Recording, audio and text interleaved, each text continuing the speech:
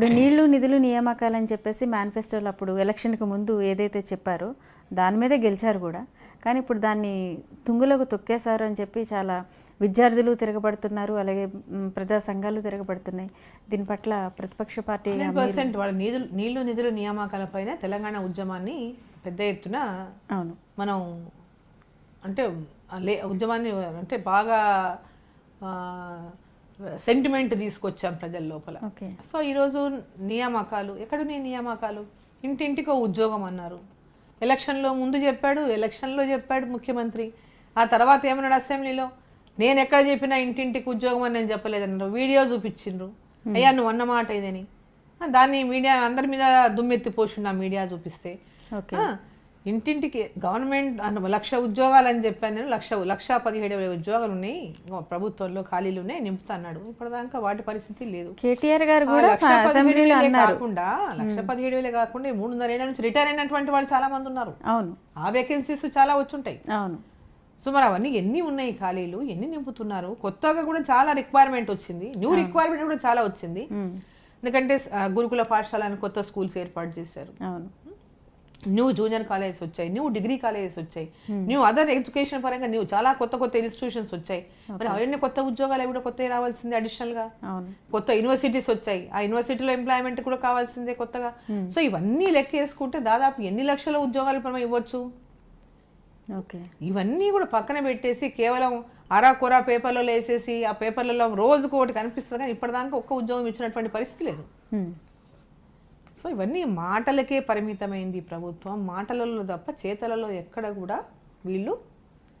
వీళ్ళ యొక్క ప్రభుత్వం ప్రజలకు చేస్తున్నటువంటి సేవలు ఏమీ లేవు, ఇంతవరకు చేసింది ఏమీ లేదు. ఇప్పుడు కాంగ్రెస్ ప్రభుత్వానికి వస్తే 100 ఏళ్ల చరిత్ర గల కాంగ్రెస్ పార్టీలో అంతే చరిత్ర గల నాయకులు ఉన్నారు, పెద్దవాళ్ళు ఉన్నారు, వృద్ధులు ఉన్నారు. అయితే ఇప్పుడు ప్రజెంట్ రాజకీయ పరిస్థితుల్లో యువతను ఏమైనా ప్రోత్సహించి కాంగ్రెస్ పార్టీలో చేరతామంటే చేర్చుకుంటారా? అలాగే యువతకి రాజకీయ పరంగా ఎలాంటి అవకాశాలు ఇవ్వబోతున్నారు? అంటే రాహుల్ గాంధీ గారు మనం చూస్తుంటే రాహుల్ గాంధీ గారు ఎక్కువ ఫోకస్ యూత్ మీదనే చేస్తున్నారు. ఓకే. సో యువత ఎందుకంటే ఎప్పటికప్పుడు జనరేషన్స్ అనేవి సెకండ్ లీడర్షిప్ ఉండాలి. అవును, ఎప్పటికప్పుడు సెకండ్ లీడర్షిప్ ఉంటే ఆ లీడర్షిప్ కొరత అనేది ఉండదు, పార్టీలో లీడర్షిప్ కొరత అనేది ఉండదు. కింద ఎవరిని ఎదగనీయకుండా, కింద ఎవరిని రానియకుండా మనం అడ్డుకుంటున్నప్పుడు ఆ పార్టీలో సెకండ్ లీడర్షిప్ అనేది కనుక స్ట్రాంగ్గా లేకపోతే పార్టీకే నష్టం జరిగేటటువంటి పరిస్థితి ఉంటుంది. సో ఈరోజు ఖచ్చితంగా ఎప్పటికప్పుడు సెకండ్ గ్రేడ్ లీడర్షిప్ అనేది కింద నుంచి కొత్త యువత వస్తూనే ఉండాలి. అటువంటి యువతని పార్టీ ప్రోత్సహిస్తూనే ఉండాలి. సో ఈ రోజు కూడా యూత్ నుంచి కూడా మంచి రెస్పాన్స్ ఉంది కాంగ్రెస్ పార్టీకి. పెద్ద ఎత్తున యూత్ ఆకర్షితులు అవుతున్నారు. ముఖ్యంగా రాహుల్ గాంధీ గారు ఏఐసిసి ప్రెసిడెంట్ అయిన తర్వాత కూడా చాలా పెద్ద ఎత్తున యూత్ ఇప్పుడు కాంగ్రెస్ పార్టీ వైపు చూస్తున్నారు. ఎందుకంటే మోడీ గురించి చాలా పెద్ద ఎత్తున ఏదైతే ఊహించుకున్నారో ఈరోజు ఆ ఆశలన్నీ కూడా నిరాశలు అయిపోయినాయి యూత్కి.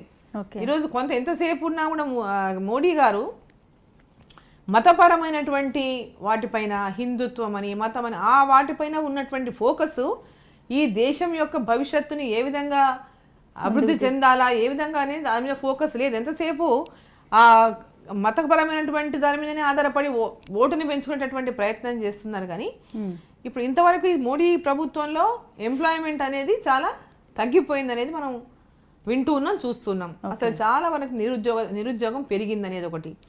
సో ఇవన్నీ కూడా ఆ రోజు నిరుద్యోగం మేక్ ఇన్ ఇండియా అని చెప్పి పెద్ద ఎత్తున ప్రచారం చేశారు. ఆ మేక్ ఇన్ ఇండియా ఏమైందో కానీ మన రోజు నిరుద్యోగులు అయితే పెరుగుతున్నారు. ఓకే. సో ఇదంతా కూడా ప్రచారం ఆర్భాటం కోసం కాకుండా రాహుల్ గాంధీ గారు ఒక అంటే అందరూ చాలా మొన్నటిదాకా పప్పు అనేటటువంటి విధంగా మాట్లాడారు రాహుల్ గాంధీ గారిని. ఎందుకంటే ఆయన డిఫరెంట్ అందరిలాగా అబద్ధాలు చెప్పేసో లేకపోతే ఇంకేదో చేసేసో ఒక రోజులో అందరం ఎక్కేయాలంటటువంటి కలలు కానీ నేత కాదు. అటువంటి అధికారం మీదనే వ్యామోహం ఉన్నవాడైతే గతంలో కాంగ్రెస్ ప్రభుత్వం యూపీఏ ప్రభుత్వంలో 2 సార్లు అధికారంలోకి వచ్చితే అప్పుడే ప్రధానమంత్రి అయ్యి ఉండేవాడు. ఆ వ్యామోహం ఉన్నట్టు అధికార వ్యామోహం కాదు, ప్రజలకు ఏదో చేయాలనేటటువంటి తపన ఉన్నటువంటి వాడు. కాబట్టి ఈరోజు ఆయన గుజరాత్లో తన ప్రతాపాన్ని చూపించాడు మోడీ గారికి గుజరాత్లో రాహుల్ గాంధీ అంటే ఏంటో చూపించాడు. ఓకే. సో ఇంకా రాహుల్ గాంధీ గారి గురించి ఏదో ఇష్టం వచ్చినట్లుగా బీజేపీ వాళ్ళు చేసినటువంటి ప్రచారమే అది కూడా.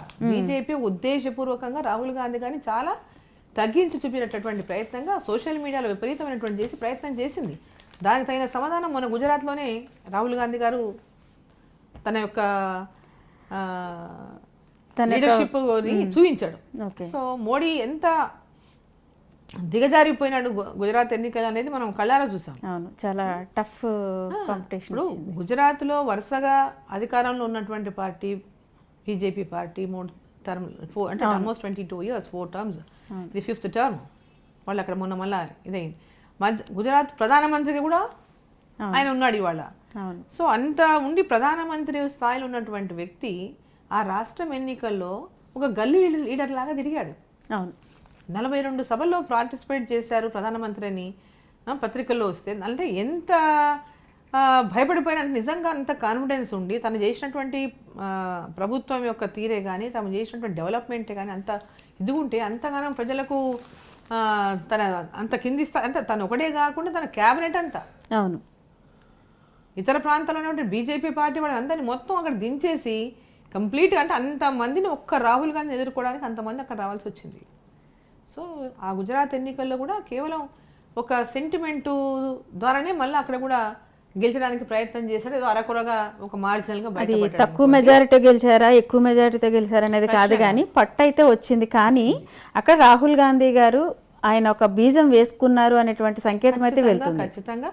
అంటే మోడీ గారు ఏంటి, నాకు పాకిస్తాన్ వాళ్ళకు సుపారీ ఇచ్చారనే స్థాయికి దిగజారిపోయాడు.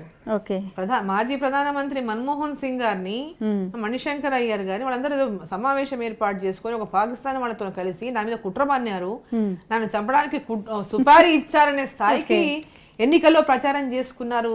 ముఖ్యం అంటే ఒక ప్రధానమంత్రి అంటే ఓడిపోతున్నాము ఖచ్చితంగా అనేటటువంటి తనకు సమాచారం ఉండబట్టే లాస్ట్ వెపన్ గా అది వాడుకొని ఏదో బయటపడిపోయాడు తప్ప అది గెలుపు కిందనే కాదని మేము గుజరాత్ ఎలక్షన్లు బీజేపీ గెలుపు కాదు, నైతికంగా ఓడిపోయారు వాళ్ళు, టెక్నికల్ గా గెలిచారు అంతే. ఓకే, మీరు చూస్తున్నారు ఐ డ్రీమ్ న్యూస్ ని. మీరు చూస్తున్నది ఐ డ్రీమ్ న్యూస్. అంటే కళలని నిజం చేస్తూ ప్రజలకి నిజాలని కళల ద్వారా తీసుకొచ్చే ఐ డ్రీమ్ కి మై బెస్ట్ విషెస్. మీరు చూస్తున్నది ఐ డ్రీమ్ న్యూస్. మీరు చూస్తున్నారు I dream channel. For more videos, please subscribe I Dream. మరిన్ని వీడియోల కోసం ఐ డ్రీమ్ ని సబ్స్క్రైబ్ చేయండి. Please subscribe I dream. And I am very much satisfied with the way interview went on. Kindly subscribe to I Dream. For more videos, subscribe to iDream. And loads of fun entertainment and content. Do watch I Dream.